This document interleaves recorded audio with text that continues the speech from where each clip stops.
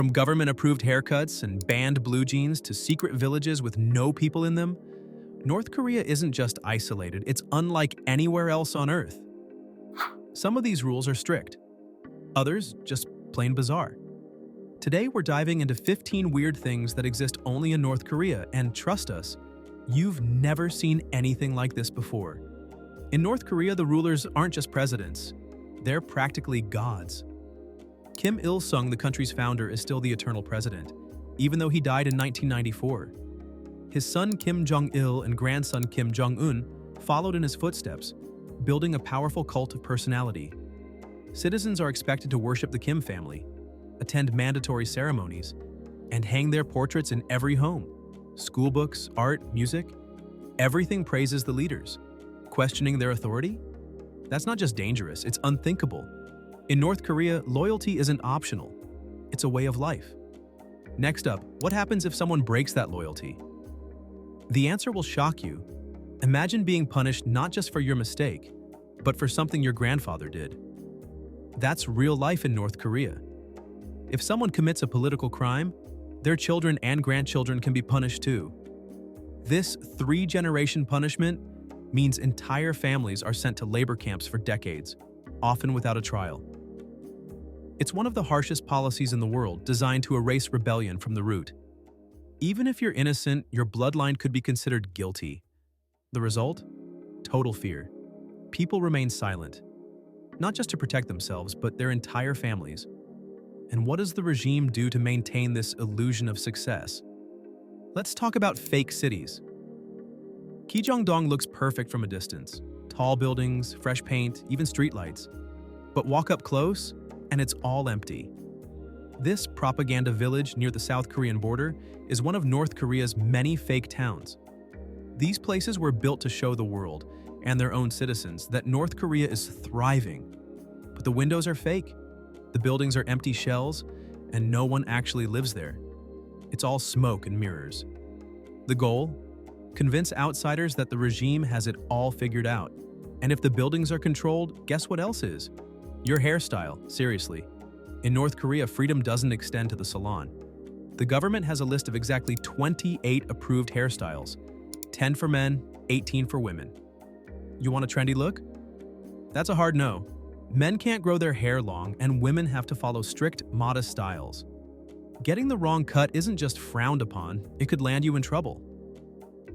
Barbershops display state-approved styles on posters, and officials conduct checks to enforce them. It's not about fashion, it's about control. And speaking of control, religion is one thing the regime doesn't tolerate at all. North Korea calls itself atheist, but they do have one religion, the Kim dynasty. All other religions, especially Christianity, are banned. Practicing your faith could get you jailed or executed. Owning a Bible is a crime.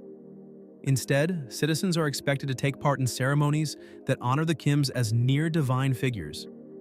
Some still secretly worship underground, risking their lives in hidden house churches. But above ground, there's only one accepted belief: absolute loyalty to the supreme leader. So how does a place like this pretend to be a democracy? Let's look at how elections really work. North Korea claims it holds elections every 5 years. Sounds democratic, right? Not quite. Each ballot lists just one candidate, handpicked by the ruling party. Voters are required to show up, and refusing to vote or voting no can get you in serious trouble. These elections are more like roll calls to prove loyalty than actual votes. The results? Always nearly 100% in favor of the chosen candidate. It's all a show, a carefully staged act that says, look, everyone supports us. In North Korea, you can't just decide to go on a trip.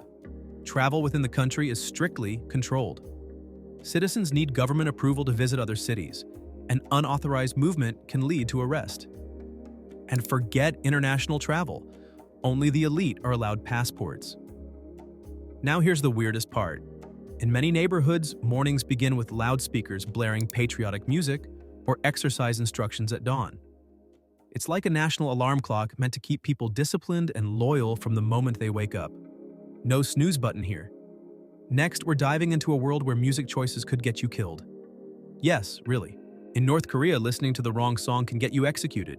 K-pop, American hits, even certain classical tracks are banned. Kim Jong-un calls South Korean music a vicious cancer and has ordered public executions for anyone caught watching K-pop videos. In 2015, he even had CDs and tapes with suspicious lyrics destroyed. Only patriotic, state-approved songs are allowed, and most of them praise the regime. There's no Spotify, no concerts, no freedom to sing your heart out.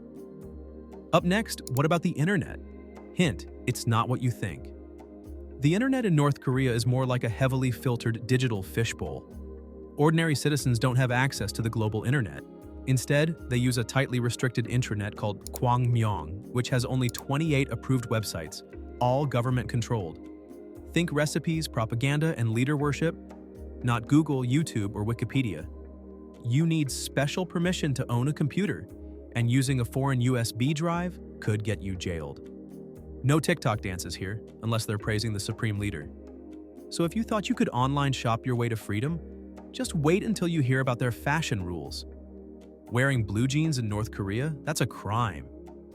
Denim is considered a symbol of Western capitalism and hostile foreign influence. Citizens are instead encouraged to wear traditional Korean outfits or plain, neutral-colored clothing approved by the state. Bright colors, logos, and stylish trends are frowned upon. Even students have to wear uniforms with badges featuring the country's leaders. This isn't just a dress code, it's political messaging.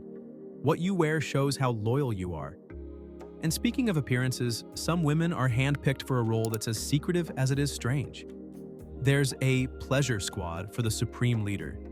Yes, this one sounds like fiction, but reports say it's very real. The Pleasure Squad is allegedly a group of young, attractive women selected to serve and entertain North Korea's elite, including Kim Jong-un himself. Chosen in their teens, they receive training in music, etiquette, massage, and performance. The group is divided into categories. Some handle entertainment, others provide personal services. When members retire, they're often married off to high-ranking officials. The entire operation is wrapped in secrecy, but defectors and sources claim it's part of a long-standing tradition of elite-only indulgence. So while the leaders live in luxury, how do regular folks get around? Owning a car in North Korea is almost impossible for the average citizen. Vehicles are mostly reserved for high-ranking officials, diplomats, and government-approved workers. Cars are extremely expensive and fuel is scarce. There's no casual road trips here. You can't even travel between cities without permission. Most people rely on public transport, bicycles, or walking. And yes, traffic lights are rare, so Pyongyang uses its iconic traffic ladies instead. These perfectly uniformed women direct traffic like performers in a choreographed ballet. Driving isn't just transport here, it's a visible symbol of status. And while cars are rare, something else is used everywhere, though it's not what you'd expect. In North Korea, waste truly goes to waste. In the fields. Due to a shortage of chemical fertilizers, the government encourages citizens to collect and donate their own excrement, yes, seriously, for use as manure. It's called night soil, and it's common in homes, schools, and factories. At one point, each household even had monthly quotas for how much they had to contribute. It's not just gross, it's dangerous, as it can spread disease. But in a country cut off from the global economy, this bizarre practice continues as a desperate solution to agricultural shortages. Let's move from fertilizer to another kind of performance, one far more choreographed.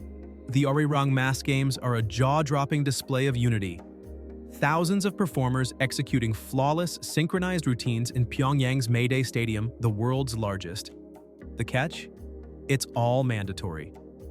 Children and adults alike spend months rehearsing dances, flips, and flag displays, creating massive human mosaics that form the faces of leaders or revolutionary slogans.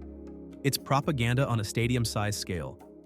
These shows celebrate national holidays and are designed to impress foreign visitors while reinforcing obedience at home. Performers are expected to be perfect.